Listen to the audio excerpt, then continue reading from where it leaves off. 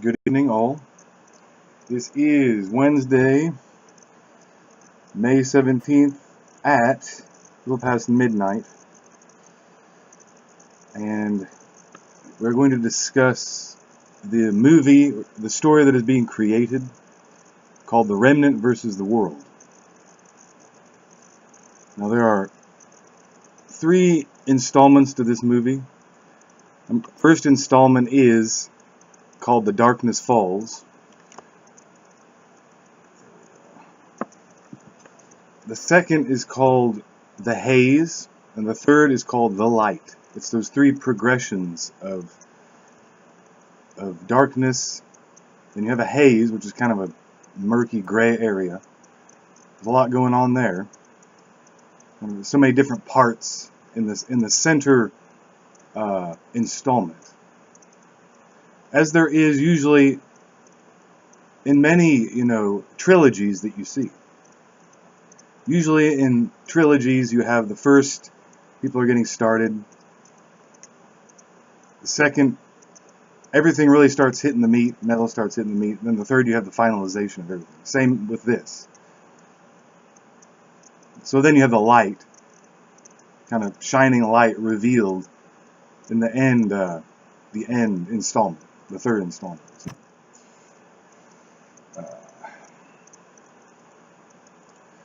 So this is an epic. An epic is basically many parts to a whole, coming together, probably from different areas, all coming together as one, from different races, tribes, backgrounds, genealogies, black, white, tan, Latino, Mexican, Negro, Israeli, all these people coming together, different nationalities, for the good of the greater cause, or the greater good. So it's basically everyone setting aside their differences for the good of the whole. And that's what makes an epic epic. That's what makes it good and needful to be seen by anybody. Anybody can relate to it,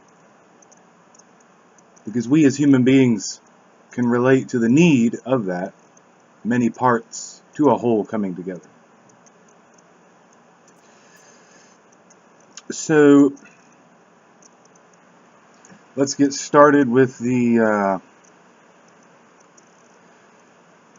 okay, let's first talk about before we introduce the movie itself, talk about the importance of a movie in the first place. Why even watch a movie? Okay. Is it a waste of time? Is it delving in fantasy, where we can't get in touch with reality? Okay. You see, a movie is purposeful because you can relate to it in real life. You can use it as an example for what you can do in your real life, day to day. So therefore, that being said, a movie has to be relatable to a man and a woman. Not to some fantasy person, a hobbit, an elf, some creature, a creature made up in the figment of the imagination. That's bizarre. It makes no sense.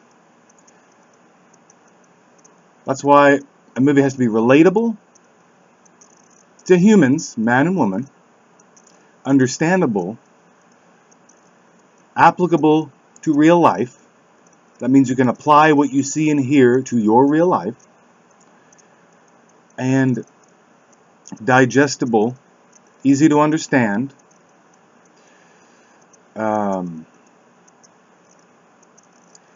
Of course, there's mature audiences and immature audiences. Now, this is going to be for mature audiences. Let me just make that clear. But you see, the way you view and watch a movie, the mature person has to watch the movie. And when the young, immature person is ready to receive that, either in bits and pieces or having it explained, then that can happen. The mature person has to explain the parts of the movie to the other person. Okay? If that takes stopping the movie in mid-play and saying, okay, this is what's going on here, let me explain. Okay? Then that's what it takes. And of course, you don't allow them to view the graphic content. You can take that. You can understand that content. They can't. They're not ready for it yet. Okay? That's why movies are rated R, rated PG-13, rated G, all audiences. Okay? All right? In the movie Star Wars, that was rated G because anyone could view it. You know? George Lucas did an excellent thing making that, which is more like an epic, yeah, relatable to everybody, young and old. That takes a mastermind to do that, you know. Not all people can pull that off. But you see, when there's content that has to be displayed to get a character across, such as any graphic, you know, foul language or anything, it makes the bad guy, then, you know, you either have to just deal with it, edit it out or something, but the viewer has to know that's going on. Because the character has to be displayed and portrayed in that way. It can't be fake. There can't be a fake bad guy or good guy. These people the good guys have solid convictions, all right? That means they stand up for a cause and defend it. And the bad guys, they stand up and defend their cause. Solid convictions, people. It's like some people call it being hot or cold. Because if you're kind of in the middle, if you're kind of wishy-washy, no one will be convinced of that person's behavior or that group or anything. You know, you see some movies where this person that's always in the middle, he's going back and forth. Maybe I want to be with these guys. Maybe I should be with the bad guys. He's kind of in between. You can't put any tabs on, wrap your head around him whatsoever. He's just back and forth, wishy-washy. He can't take a stand on anything. Who wants to see that? You know, you don't. You want to see somebody who stands up solidly for what they believe and defends it vehemently, zealously, and courageously to the bitter end. You know, and that too is what this movie is going to be like. Okay? It's not going to be with these people like, I don't know. I mean, it's...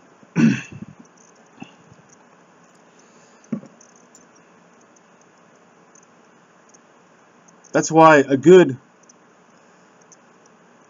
name for a publishing company or a movie production company would be, you know, In Your Face Publishing or In Your Face Movie Productions. It's like, you're seeing my face. I'm in your face. There's nothing brazen about it. It's just when people communicate, you have to do that to get your point across. Sometimes it's a life or death situation. So you have to do that. You have no choice. So. All right. So we've talked about the reasons for a movie, why we watch movies, and why they're not a waste of time. They're a waste of time if it's bad content, but you have to have good content, but that's what we're getting at. Now we're going to talk about the essential criteria to any movie that makes a movie worth watching. So, first is obviously a good script. Let's see here. Okay.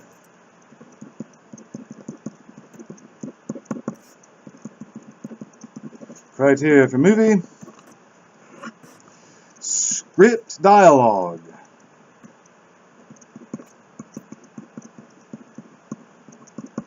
Okay. All right. Criteria for a movie: script, dialogue. Okay. Now, there's a lot to this, people. It's not just a bunch of words that mean nothing. People speak and use language for a reason. And if you're making a movie, you might as well make it as good as you possibly can. Okay? And if you want to set an example, let it be good, wholesome, uplifting, encouraging, motivating, sparking courage in the ranks, kind of like an army. And the wording has to be of that, caliber. Like if you're making a movie about the military, your script and dialogue will have words such as, about face, front and center, at the half step, ready, charge, or march, double quick, charge, 3, 2, 1, fire, things like that. Okay, and you will research or know the language that, say, a general or a captain or a lieutenant or a commander speaks, like form the ranks or ready, soldier. Like a general speaks, well, in a general sort of way. That's why he's called a general. And so he speaks in a certain way. He's in charge of 5,000 men. He needs to be that way.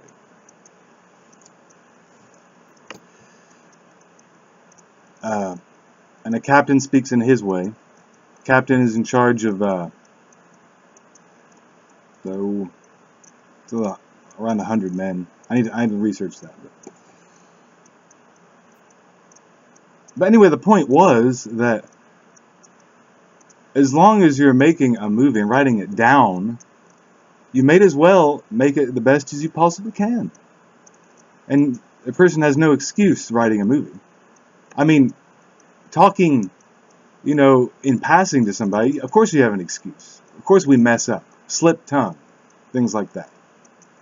We're not perfect.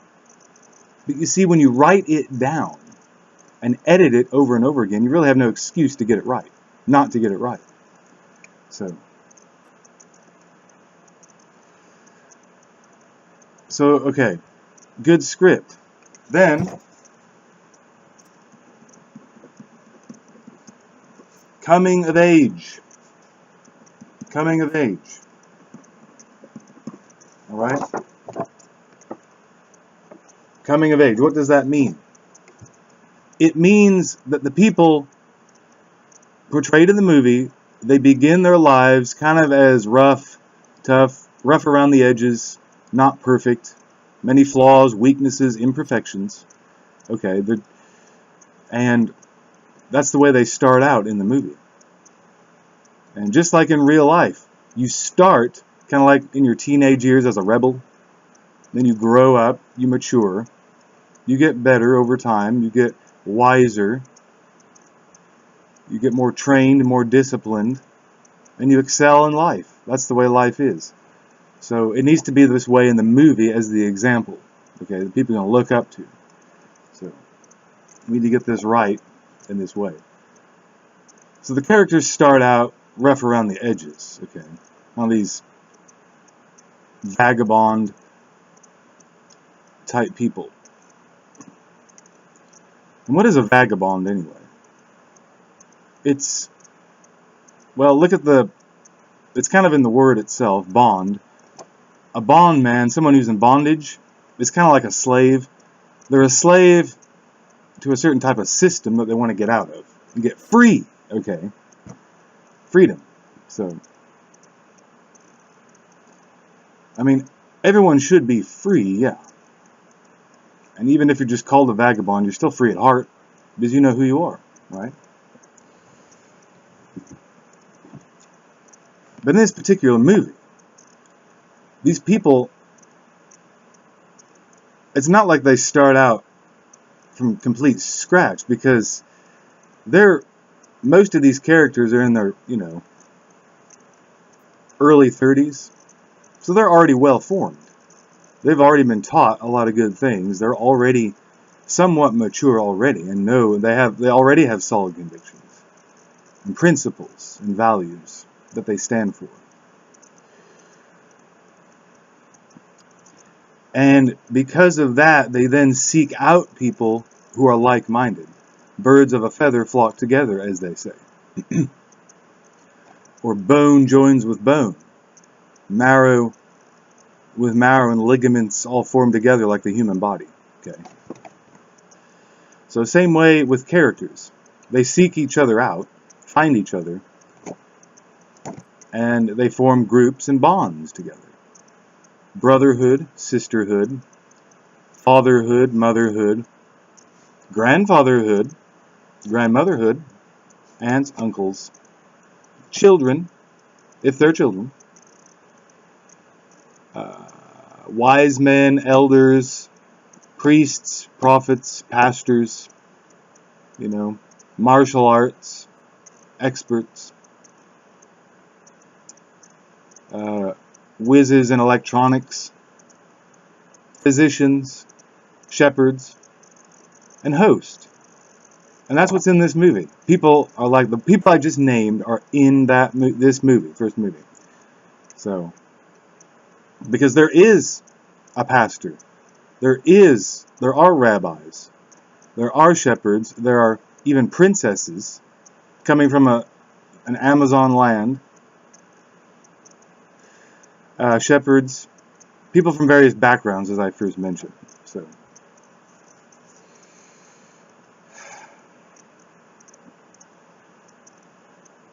So they form bonds, but they feed off of each other, you see. That's what communication is for. It's heads getting together, exchanging ideas. You can't do it all yourself. That defeats the purpose of life. So they exchange ideas, okay, and they grow. It's a growing process, okay. That's another thing of coming of age, okay. If you're not coming of age, you're going backwards. You're not going forward. You're not pressing on to perfection and betterment, okay. And okay, third point of criteria for a movie is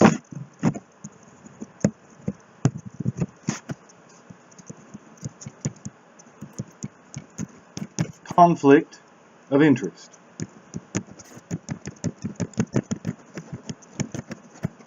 A lot of this yields a lot of drama, a lot of bickering, backbiting. You see dramas, people usually don't get along. They disagree. Very emotional. They're trying to stand up for what they believe in. This person disagrees with this person. They're trying to figure it out, but it's taken them a long time. Yeah. So, conflict of interest. If there's no conflict, there cannot be a what? A resolution. Okay. You have conflict resolution even in music. Usually the minor key held out, and then all of a sudden giving way to a major key, triumphant in the end. Like that. And I'll demonstrate that right here.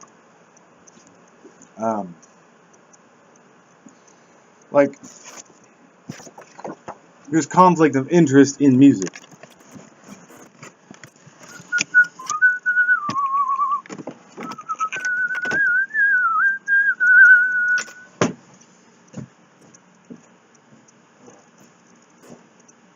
Right, here is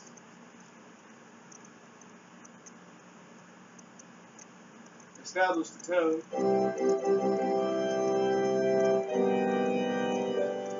Hear that? Conflict of interest. And then, see that?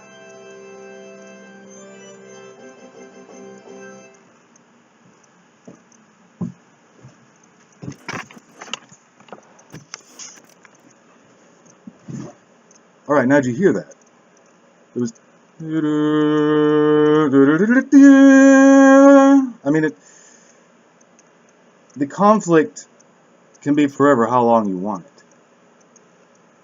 And the longer the conflict, the greater resolution, right? Like if you hold a minor key and it sounds kind of scrapey,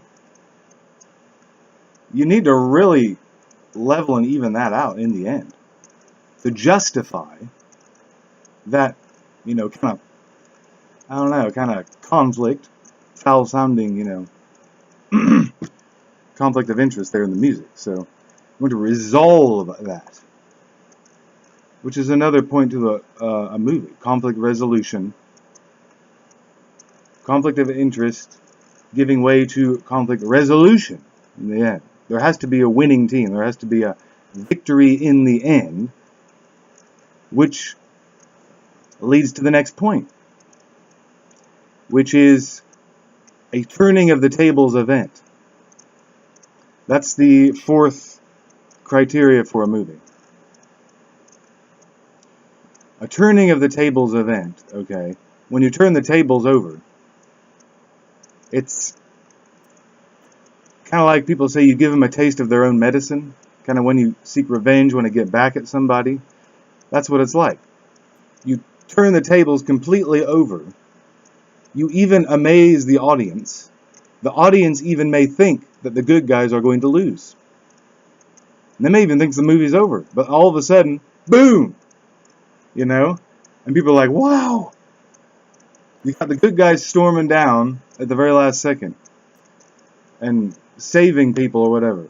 Delivering them from a terrible fate, if you will. So, that's the fourth, is the turning of the tables event, and then obviously in the end you have victory and triumph in the end. You have to have that, or else it's incomplete. Okay? But you see, where movies have failed in the past, even if you have a trilogy, there has to be a victory in the first trilogy.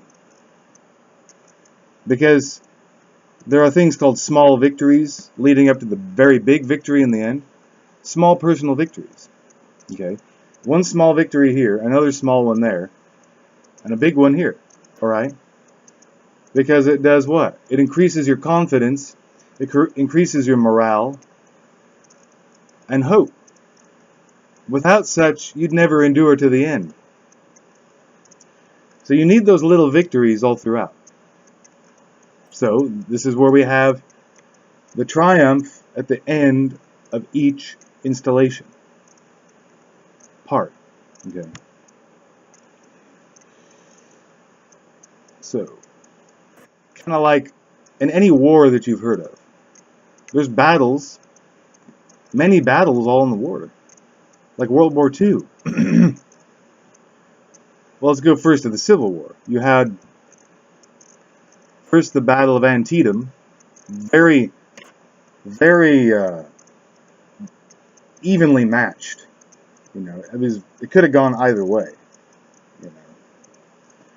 Federals eventually won, but it could have gone either way.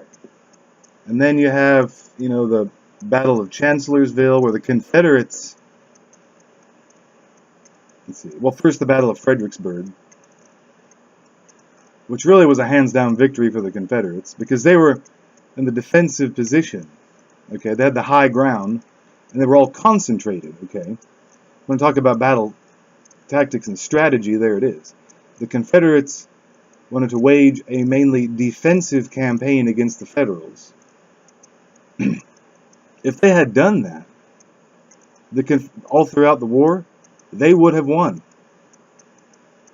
Yeah, we probably wouldn't have all these big businesses and factories now. The Confederates had won the war. Think about it.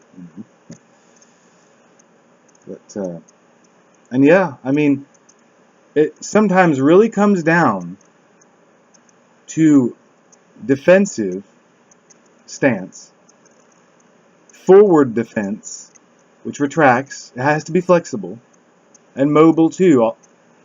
Also, that's an army. Okay, consider my fingers like an army.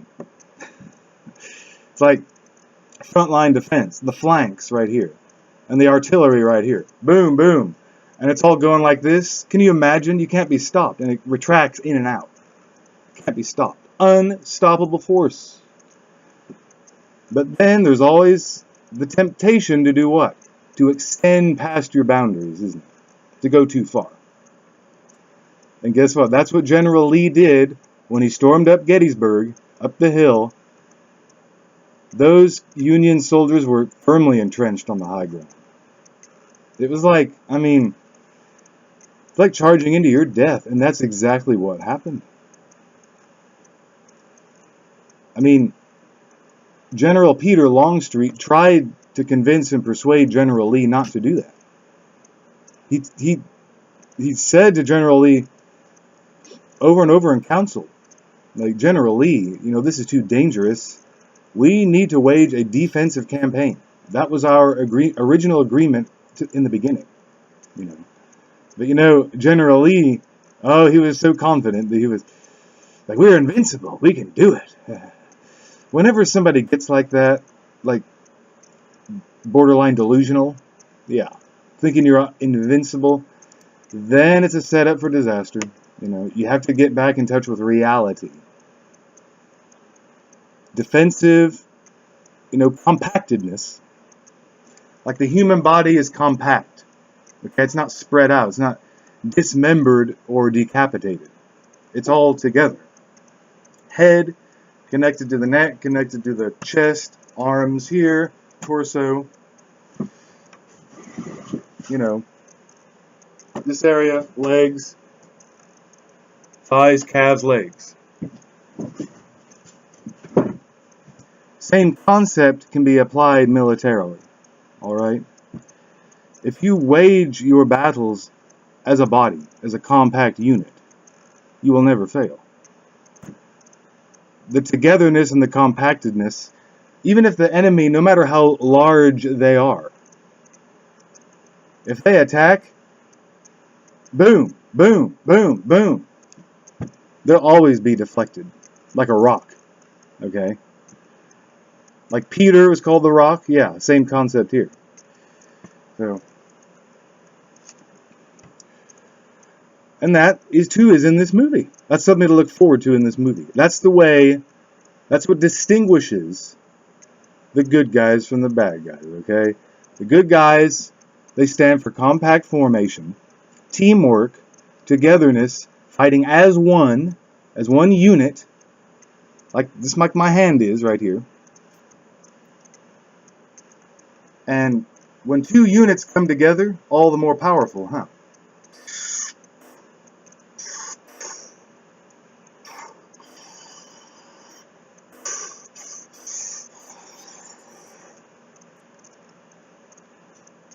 That concept can be applied militarily. You have spinning. If you see this coming at you, you're not going to win. Boom. You either retreat or you'll die a maniac. Somebody goes to that, they basically, you know, I don't know, but that's kind of what happens in this movie, okay? It's supposed to be an example, military defense. The enemy is very numerous, okay? I mean, let me show you an example of a drawing, okay? Now, this, although it's not military, it's still the same concept of what I'm talking about.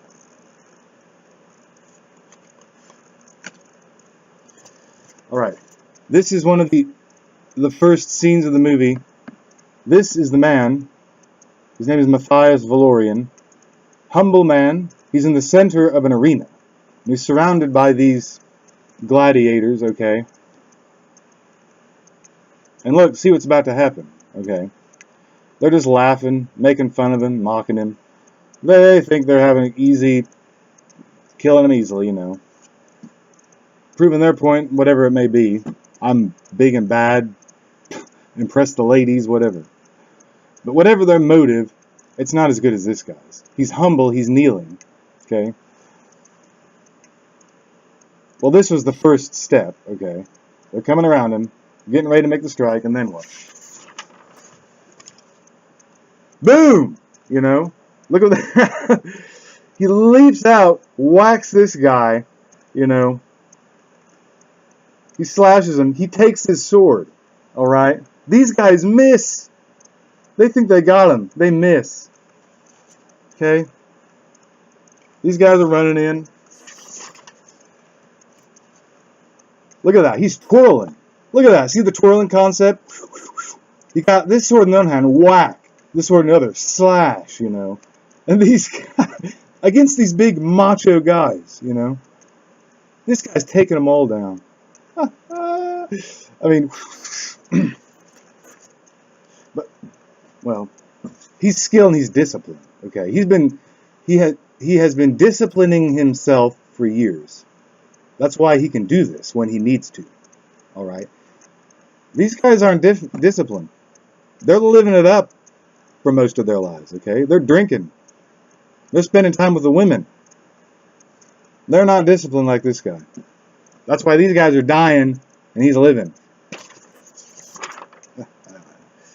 Now look at this. Duck, slash, miss. You know, he's still twirling. You know. Well, first there was this, then, yeah, this is 5 and 6. Slash, slash, duck, slash, this, and now he's poised for the strike, okay? Because let me demonstrate. He had momentum going, he has to establish that momentum. You're going like this, okay? You can go like this. But if you're twirling around like this, you're throwing the enemy off, aren't you? And there's also the element of surprise. I mean, if you're going like this, all of a sudden, boom, boom, boom, like that. You make the enemy think that you're weak and gonna die. Like this. And then, you know. But you explode, it's explosive movement. Alright? Yoda, perfect example in Star Wars. He's hobbling around on a cane. But you see, he preserves his energy for when he really has to fight, okay? And then he just jumps all over the place, doesn't he? Same concept.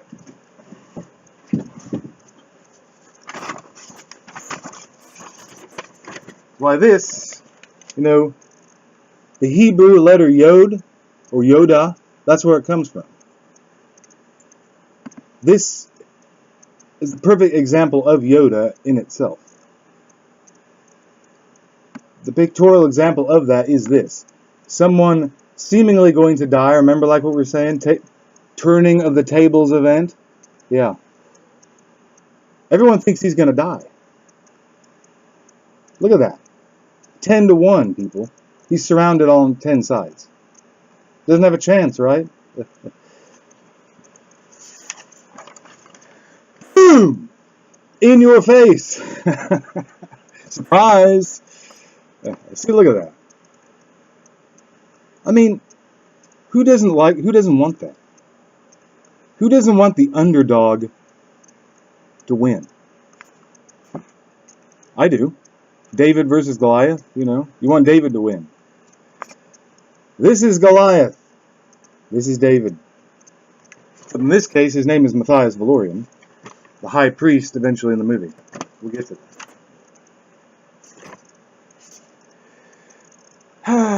But anyway,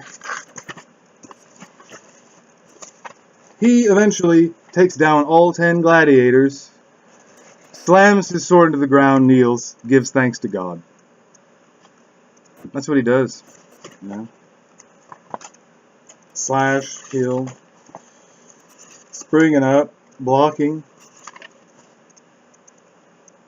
There's got to be variety too. There's got to be this twirling quack with a pivot foot, twirling like a whirlwind, and there's got to be a pretty good conflict too. In any battle scene or fight scene, there's got to be that variety there. You know. There's got to be a resounding, finalization with the last guy. And hopefully humility in the end. where he's not strutting around showing off his victory. He slams his sword in the ground. He's going like this. Thank you, Lord, for the victory.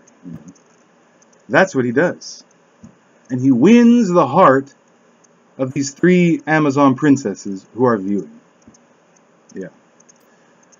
And it's a life-changing event for them. They witness him in the arena. They want to be like him. They practice chivalry day after day.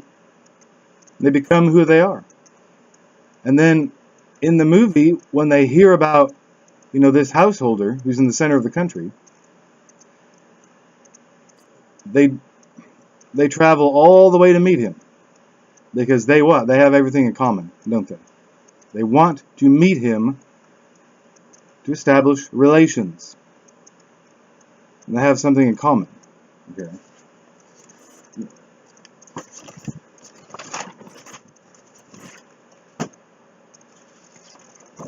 So, criteria for a movie. All right, let's introduce the movie, shall we? Now, remember, the name is called The Remnant versus the World.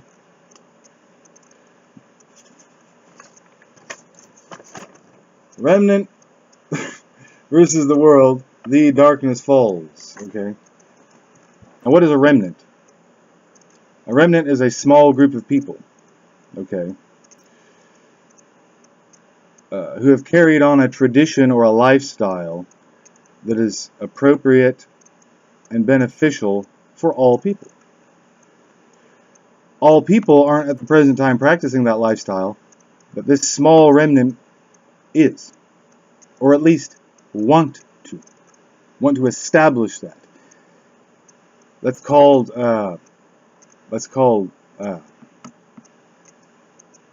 restoration. When you restore something, you take what was old and make it new again, okay? Like if you rediscover ancient truths in the past, like you read the Bible and you discover ancient truths, you renew them in the present day. It's a rediscovery, renewal, reestablishment, what's that word? Restoration. And look, what's in that word? Rest. Rest. That has everything to do with it. It's going through a certain mind. It's establishing a tradition that promotes rest. Not slacking off or taking it easy, no. That's slang. Rest meaning easy. Laying down by a still water. Restoring of soul. Some people think of it as leisure time. Yeah, it's leisure. It's leisurely. Restful. Tranquil. Blissful. Peaceful. That's basically the opposite of war. That's what is trying to be done. And that's what these people have in common. They want to establish that lifestyle for themselves. And hopefully for all people.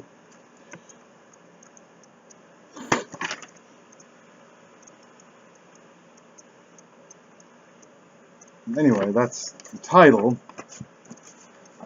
And cast and characters right here. Alright. First of all, we have the President of the United States, the First Lady. The President, his name is Nevaeh. Okay.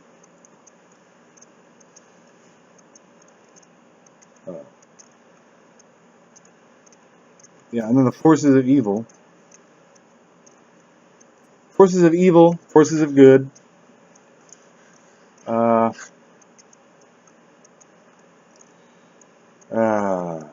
There's the cult. They're the worst form of evil there is. The leader, the queen, the witch queen. The fertility prostitute. That's what she is. There's no kind of beating around this bush. She's a really raw, in-your-face person. But the Nazis, all right.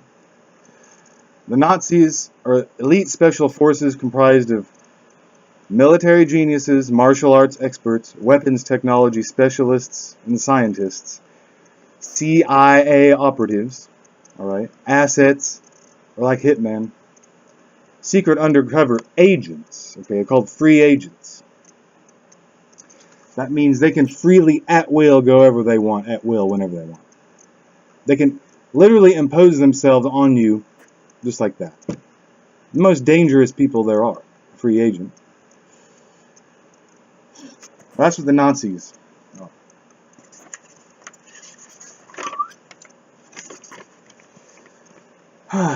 Okay.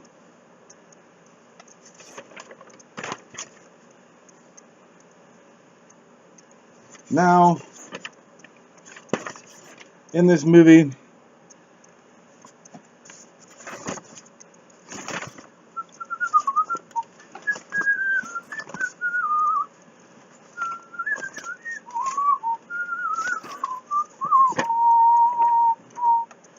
alright, the plot, people are forced to survive by a communist president. He's like a madman, kind of.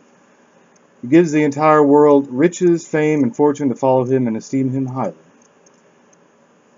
The entire world succumbs to his temptations with the exception of a small remnant of people called the Alliance, okay? What is an alliance? That too is what an epic is all about. The Alliance is a gathering of people who have come together for the common cause of the greatest good, okay? Like alliances. What alliances have we seen? Like in World War II, Great Britain, United States and Russia was an alliance, okay? They set aside their differences for the common good of trying to defeat the more, dangerous enemy, who is a threat to everybody, okay? So, and when in times of trouble and struggle, this has to happen. People have no choice but to form allegiances with each other, okay? So, the alliance is led by a man named David of the Way. The people of Eden, the disciples, and a peculiar household of 13 people were a spacey Lutheran pastor, the leader of Eden, 3 martial arts experts, 3 Amazon princesses, a physician electrician, 3 shepherds from the stronghold of Hazen, which is from David, the Way, and even an old Indian couple have gathered, who all have in common a strong belief in the restoration of New Eden. Alright? This motley group of wanderers forsook all the privileges offered to them by the narcissistic world regime. Okay. What is narcissism? It's the love of self, basically, over anybody else, which defeats the purpose of life. No one can love themselves. Life is about loving somebody else. See, like loving mom and dad, grandmother, aunt and uncle. Point and purpose. Because no one lives for themselves alone. You have to live for somebody else and a greater cause higher than you. Greater than you. I stand for a cause that's greater than me. Narcissism is thinking there's no one greater than me. Everyone's below me. I look down on them. I speak down to them. I lord over them. I tell them what to do because it's who I am and I said it. That's narcissism. All the Caesars of ancient Rome, narcissists, especially, I don't even want to say his name. Nero, the worst. The worst. I'm going to put a picture on narcissism, put Nero, the one-time emperor of Rome. He was so mad that he set fire to his own Rome, and he blamed the Christians for the burning of Rome. Then he went out and tried to kill the Christians. Probably the worst person in history. And people think Hitler's bad. Put things in perspective. You know. Hitler looks like an innocent baby compared to Nero. Yep, get your bad guys right. Another reason for this movie. Set the record straight. What really is bad, and what really is good. Tired of the wishy-washy, not sure business going on. Or the bad guy who flirts with the good guys, and the good guy who flirts with the bad guys. And he gets all the attention, doesn't he? From all the women. He has no convictions. How can he stand for anything good? Boom. No. Get out of my sight.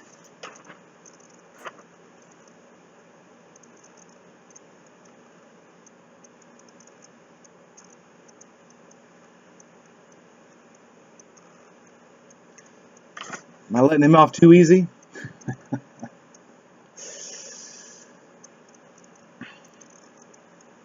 You know, okay, let's go on. Yeah.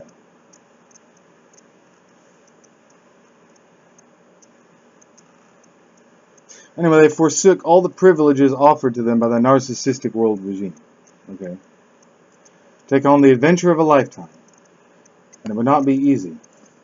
But after gathering together following the president's verdict during the month of, it would be September, October, or Tishri Ethanim, the Hebrew calendar, to gather together to everyone's desired location and place of potential. Okay. This American president is spurring on his people to reach their full potential. Be all you can be, basically. You've heard that before. Be all you can be. They say it in the army, you know. So this American president, he's not really that bad of a guy. He's wanting his American people to reach their full potential. Don't hold back, in other words. Be all you can be. Let it out, you know. Why waste your time doing something that you really don't want to do? You know, working at the factory, flipping burgers for a fast food restaurant. You don't really want to do that, do you? So why are you wasting your time doing it? You know, that's kind of what this president is saying, Nevaeh. So, or reach their own personal American dream. You know.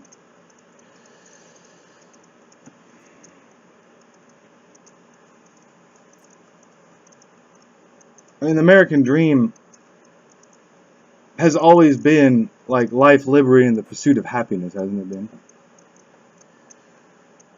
But it leads too much to radical individualism. Every man for himself, doesn't it? That's kind of what this is also leading to. You kind of see that forming, you know. But there again, that's the other differentiation between the good guys and the bad guys. The bad guys believe every man for himself. Individual achievement. You know, be all you can be. Show off. Put forward your best face. Put on your bootstraps, young man, head west, make a name for yourself. Find a trophy wife. Good guys, remember what we talked about? Strength and uniformity, compactedness, togetherness, as one, as a body. Yeah, that's what they believe. If all these scattered people out here, no matter how many they are, they can't defeat them. Good guys, bad guys. All right.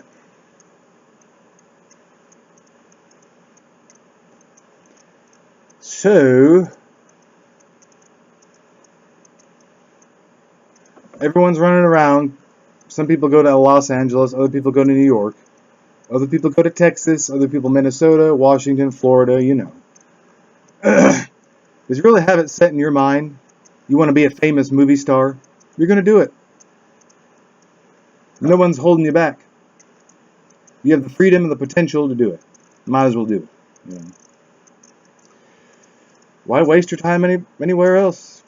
Doing anything else less, you know. So they're doing that. But this one guy, stays right where he is.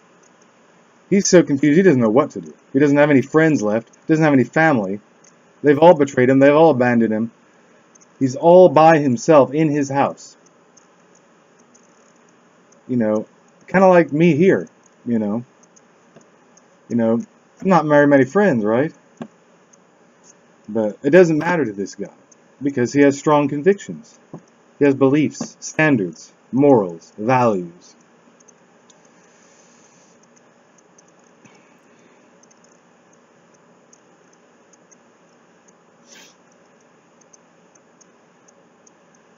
So these groups really are forming, kind of like gangs. Like the Nazis we just discussed in the characters. They're forming. They didn't have to listen to President Nevaeh. They were already doing it. Okay? They were set. They were already contacting each other. This kind of just pushed the issue even more. Okay? The president is putting everybody over the edge now. That's kind of the mood of the country this time. Sign of the times. No matter how individual you are, you still catch somewhat of the drift of the spirit of the age, the sign of the times. What's kind of going on everywhere? What people are thinking, the mindset of everybody. That's the mindset here. Everybody's they can't stand their mundane lives anymore. They want something bigger, better, faster, more. Something greater. So everybody's doing it. Birds of a feather flocking together. Everybody who has something in common are coming together. Artists, musicians, entertainment, stars, construction, whatever. Army. And gangs, too. You also have the other side of things. The Nazis.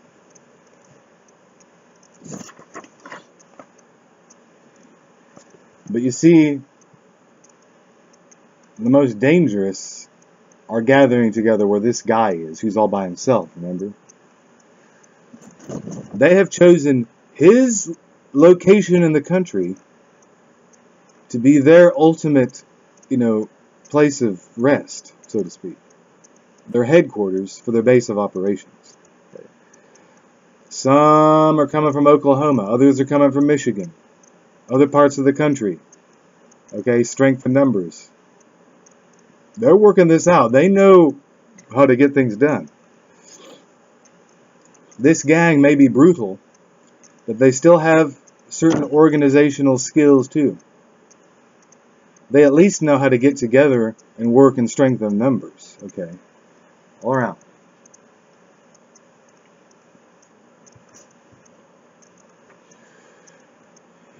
And they're numbering in like 100,000 total. So there's a lot. This guy in this house, he's near terrified, This is kind of like a horror movie, but it's not. Because these guys, they're scary. They're very lethal and dangerous. Okay? But, to make it not that, you have to have hope.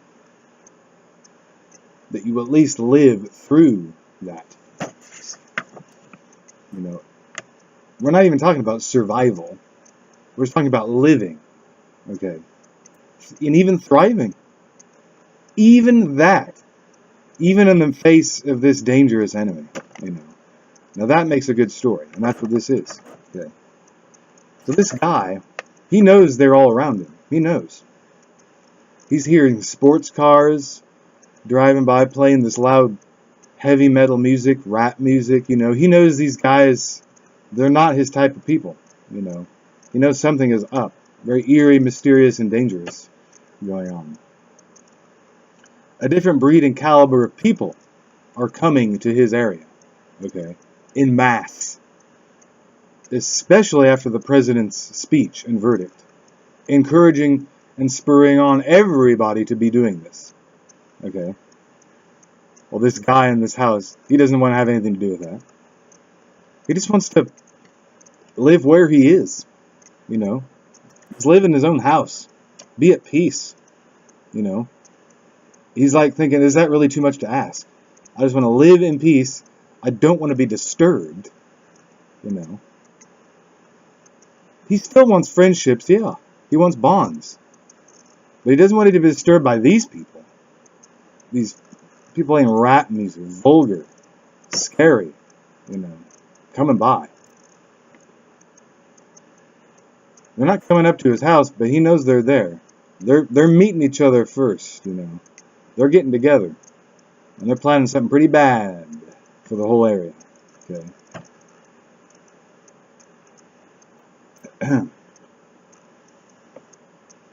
So this guy not only has to face that dangerous, scary reality all around him, but also he's not on the president's census because he refused to ally with the president, going along with his regime, his scheme, his plan, his communism, giving America everything they want.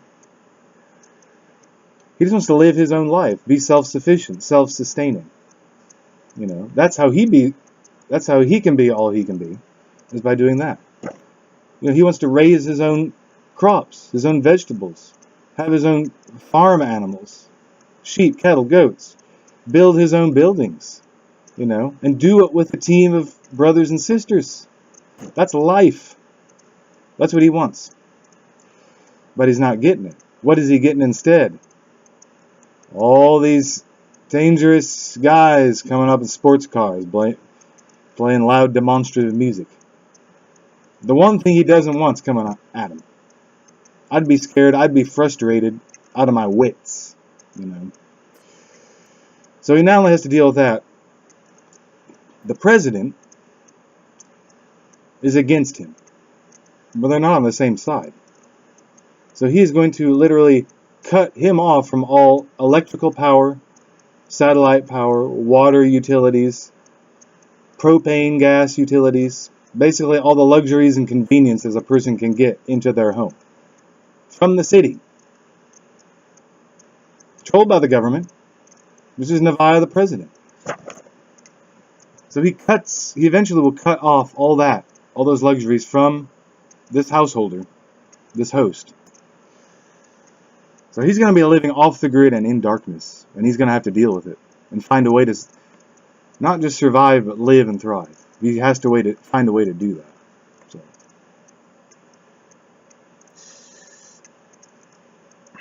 So I call it a double portion of survival. Facing the enemy, facing survival instincts too. You have to learn how to eat and drink and bathe, just the necessities of the body, of everyday life, and face a brutal adversary at the same time. Yeah. Tough, hard, struggle. Yeah. So you can see the flavor of this movie. I mean, it's going to be, you know, you're going to want this person to come out in the end because of what he had to go through. You know. However, there's hope.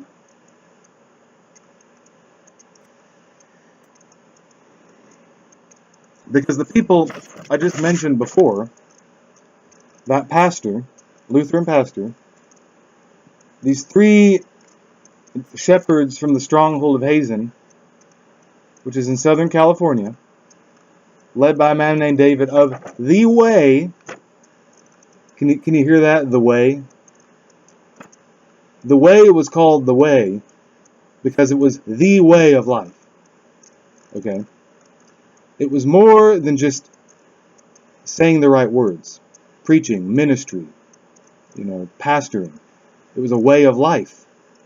It was getting up every morning, praying, feeding the fish, the livestock, planting the garden, building the house, you know, singing songs. That's a way of life, people. Gathering together, having counsel. That's a way of life. And the way is the epitome of that example. Like, these people do that and do it really well. Okay? And because they do that, they're self-sufficient. They make their own food, clothing, shelter, have their own animals. They have it all. So even though the president can take away all these utilities and luxuries, they still have it all. The president can't stop them because they're harvesting their own water. They have their own animals. They have their own vegetables and a whole variety and assortment of them. They collect their own rainwater. They filter the rainwater. They make their own clothes, shoes, sandals, footwear, tents, houses, everything. Building units. They have their own choir. They assemble people. They get together. 10 people building a house is better than one. All right? It's faster, more efficient, and you can do it, teamwork. You can sing songs while you're doing it. That's what these people do.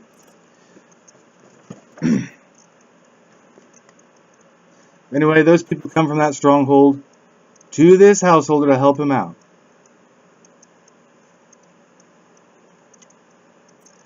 Remember, and those 3 Amazon princesses who witnessed this man in the arena take out all these 10 gladiators, which inspired them to pursue feminine chivalry. The sword, chivalry is not about just killing people. It's about self-defense, training, and discipline, mostly. Training and discipline. So they come also to this man, who's right in the center of the country, as does the physician electrician. Okay, so you can see how that's so appropriate in a movie called The Darkness Falls. Because in a land of darkness, where this guy's going to be cut off from electrical power, as well as surrounded by a dark foe, there's a double portion of darkness. They're going to need an electrician who excels in lighting, electronics, lights, solar lights, generators, all that stuff. Because in the night seasons, they're going to need the lights lit. Lights, people, cause a sense of security, a sense of safety, and if the enemy comes, or any unwanted anything, it spots light him, puts him on the spot. A thief who comes to a lighted house isn't going to want to steal anything. They'll get caught because of the light. You see. I mean, just look at the contrast right here. See, look. What do you see? It's scary, isn't it? But people excel at this, the thief, the thug. And these bad guys in the story. Alright? The enemy comes, but they can't do anything because, what? Boom! In your face! Bad guy. Yeah, the direction of the in your face, not in your face because I can, It's in your face because it's the right thing to do. Nothing more, nothing less. It is what it is. Like I am who I am. Same thing. Same thing here. That is in the face of the bad guy. And they have to deal with it. Because they're so bad, they've been practicing this for years. Alright? They're going to get it in the end. By a worthy, good guy or adversary. The good guys, you really want to kick the living crap out of the bad guys. You really do. After you see the behavior of the bad guys. And even what makes a person who they are. What makes a person is not what I do one moment in time. Or two. Someone might see that and say, well, that's what he always does. That couldn't be further from the truth. What makes a person who they are, is what they do this day, what they do the same thing the next day, same thing the next day, day, week, month, year after year. That's what makes a person who they are, not one or two instances. Got it? Yeah, what you do in private does matter. And it matters in this movie, it matters in real life. You have to be the same person in private as you are in public. Or else you're what? You're two-faced. You're double-headed. We don't have two heads, do we? But people walk around as if they do. You try to impress one person, for whatever reason, suck up to them, and you go to this other person and you treat him like garbage. When that person is actually more likely to help you and even save your life than anybody. Now, where's the sense in that? Yet people do it all the time. You know. You have to know who the real bad guys are. You can't invent enemies. You don't want to conjure enemies out of thin air. You can make enemies as a story for an example, yeah. Because sometimes, you know how God, He can create something to explicitly destroy it, to set an example, doesn't He? For example, He created the Leviathan. Is a dragon, the Leviathan. The Leviathan probably lived 1,000 years. Lived a good life. Breathed fire out of his mouth. Flaming eyes, even. He probably had a kill list of well over 200 or 300. Reptiles, animals of all kinds. Maybe even humans. But you see, where God draws the line is right here. It's what you want in your heart. Okay? If you set in your heart to do what? To be like God, He's not going to like it. If you want to be God, it's one thing to be like God, but if you want to be God, put yourself in the place of God, what do you think He's going to think? What do you think He's going to say? How do you think He's going to respond to you? Not good, that's for sure. Same way with the Leviathan. It's written that the Leviathan set in his heart to contend with God. So, what do you think God did? He eventually destroyed him. You see, God destroys things for specific reasons. Reasons that involve a lifestyle, a whole way of life. It's who a person is. Once God sees that's who a person is, either good or bad, He either rewards them, blesses them, or destroys them. There is no excuse.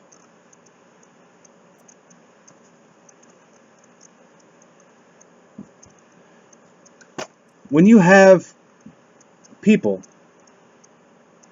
who are human, we're all human, maybe getting caught in one or two things. Yeah, it may be pretty bad, but it's only one or two things.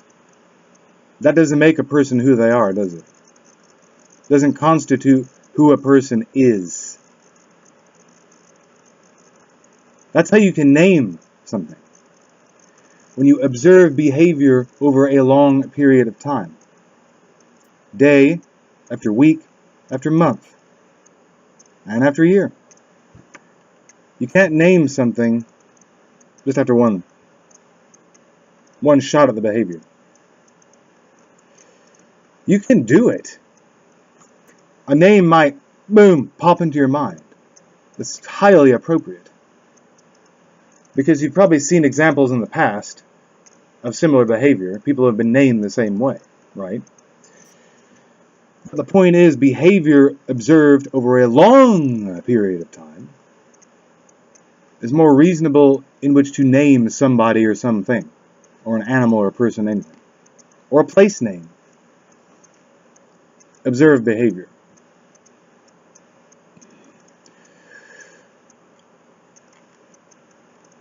So, yeah, that too constitutes, loyalty, which is another attribute of the good guys, and should be, over a long period of time. These people stay with each other in person, face to face, observing each other's behavior for 1, 2, over 3 years. Not 1, 2 minutes, people. Not 1, 2 seconds. Not 1, 2 days. Not even 1 to 2 weeks. Yeah, you people are just boing, right back. Never see you again. Good to see ya. Don't want to be a leaving my dust. No. You're right here. Yeah. For 1 year, 2, 3. You're going to have to like it, won't you? But that's a good thing. We should want that to happen. We shouldn't talk a few seconds to somebody and run off. That defeats the point. You're here, and I have all day. We can talk about this all day. Really. That's the type of people I like. I can sit down and I can talk to you for an hour or even 2 about anything. Because when you sit down and talk about something of substantial value, you literally can end up solving the world's problems in a single day. And people are off wasting their time doing what? Creating problems more than solving them. So yeah, the solution is counsel, people. Sitting down in front of somebody else. You got one person here, another person there, face to face. It's called communication. Another person comes in, gives their input, gives their ideas. I listen. I say, wow, that's a good idea, or not so. Another person comes, gives his slant, his perspective, his viewpoints. Hopefully constructive. And I say, yes, good idea. I will add that to what already exists to make it even better. That's the whole point, people. That's what we need in this movie. That's why movies have a director, an assistant director, co-director, You can have 1, 2, 3 people, a whole hundreds of them. Just imagine it, people. If one person can be a one-man show and do it all, how much more can you just one person helping him? Yeah. All I need is one good person to sit down and talk, go over this, and make it into a reality. And if I have one person, how much better? 2. And then 4. And then 5. And 6, 7, 8, 9, 10. And those 10 get 10 more. And more and more. That's the point. Not one man doing it all while everyone else just sits there and stares at him. You can do that. Kind of like this. But that's not the ends to any means. We can go through that, but that's not the end result. End result to be achieved. The greater good. Remember, the greater good, or an epic, is all the parts coming together for the whole. That's the greater good. And that, if you want to talk about a kingdom, that's a kingdom.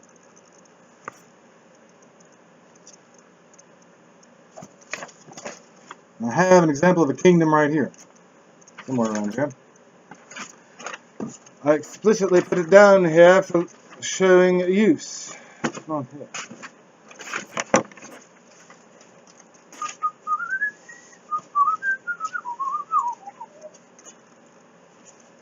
Here it is.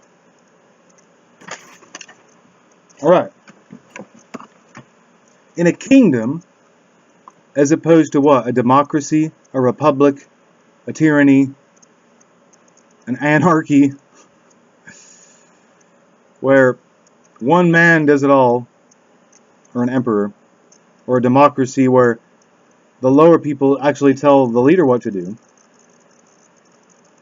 or a tyranny where the tyrant tells all the underlings what to do and deal with it, or an aristocracy where a few good men rule over the many, which is good, which is kind of like a kingdom, but it's still not as good. Look at a kingdom, people.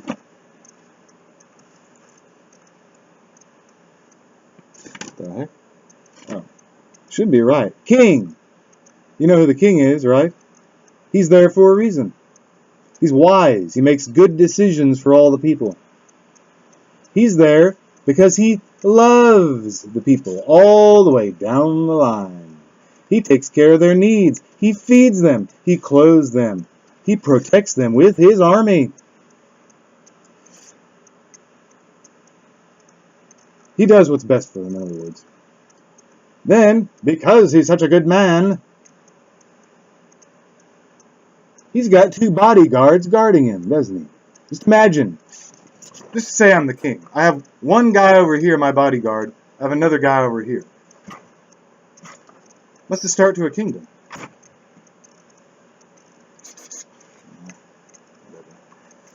What do you like? Long hair, short hair, no hair? I don't know about this. Beardless? I don't know. How do you like me now? The beard, people. Now that we're talking about it, what's a beard? For one, what the heck is this? And why do you want to do it? Pointless. And I cut myself and I bleed. Why waste that time? Get over it. If you don't like it, I can trim it.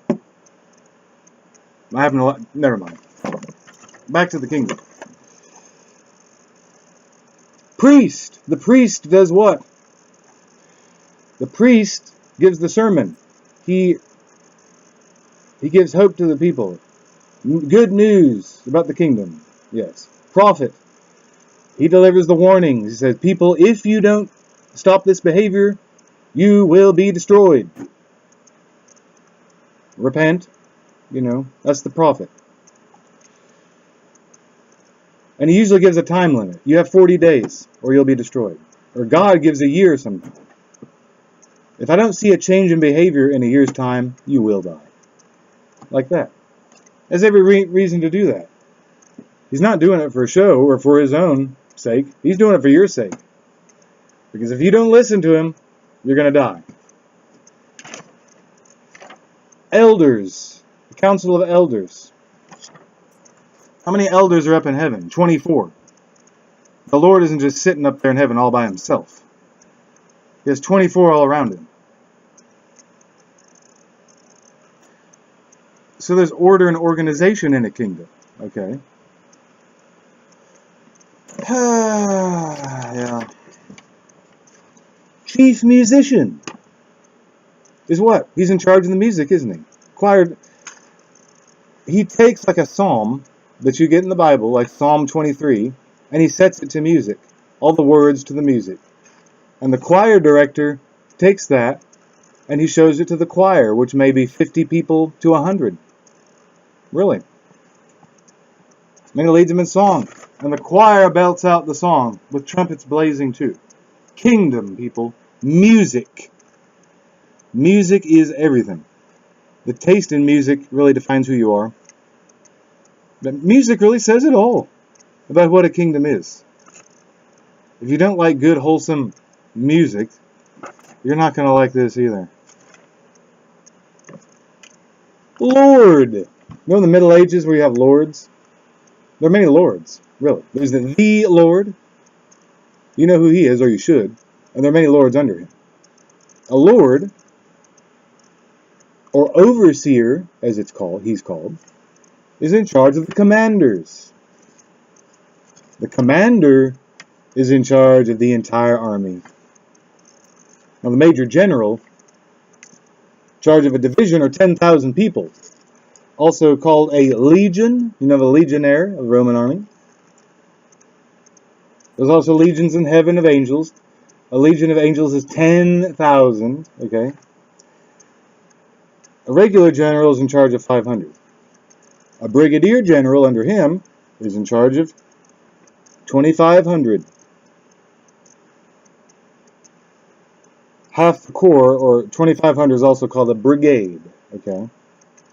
A colonel, or a colonel, for, slang, is in charge of half the brigade, or a battalion, or a regiment, which is around 1,000 men, give or take some. Yeah. A major is in charge of half a regiment, which is 625 soldiers, approximately. A captain under him is in charge of a company, or 312 soldiers, or 14 platoons. Okay.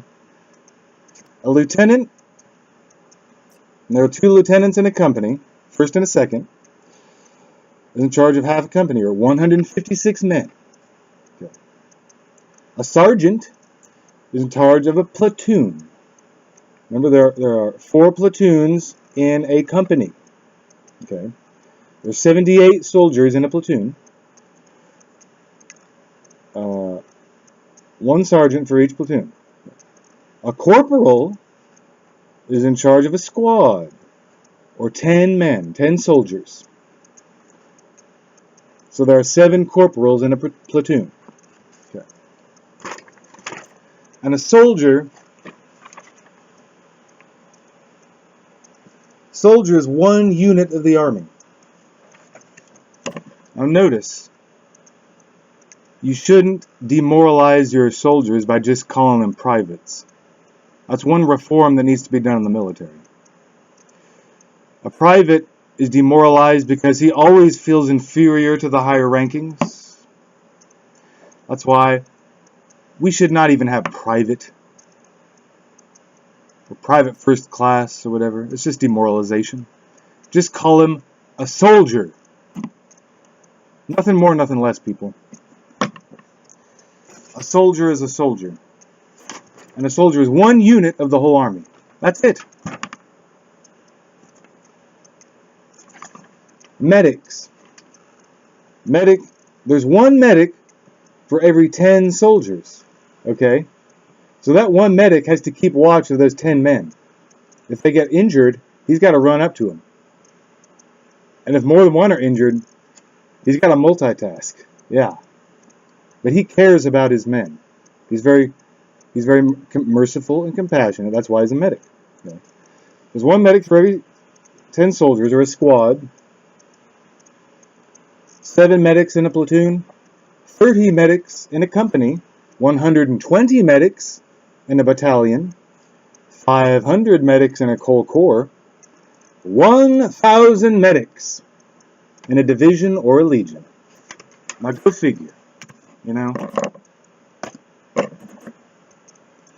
Who's to say that a person can't make a difference? If you think you can't make a difference, just look at a medic.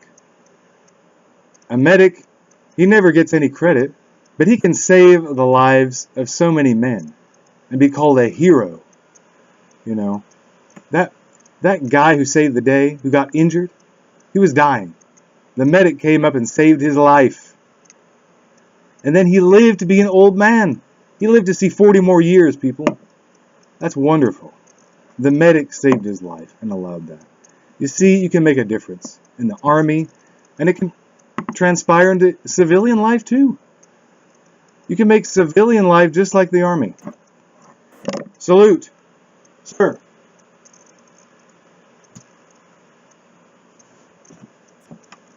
Okay. Soldier to soldier. Brother to brother, to higher ranking officers, okay? Of course you have what? All that stuff. But I'm going to do this. All 3. You got it covered. Just like that. Remember? Soldier to soldier. Brother to brother. Or sister, if there's a woman in the army. or your sister. Higher ranking officer. There it is. Yeah. What else are we missing? Hmm?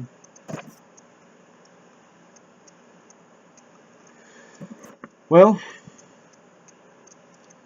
I guess we'll wrap it up with that. That's a good start, though.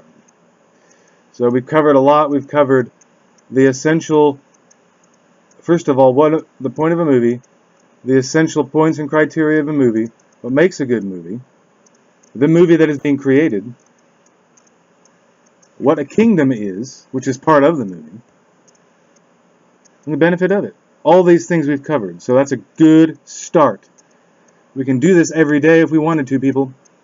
But even better, if you're right here in my presence, talking to my face to face, in your face.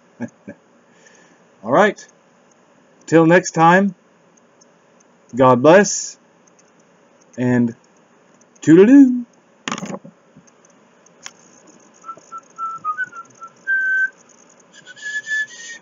If I can turn this off, that would help.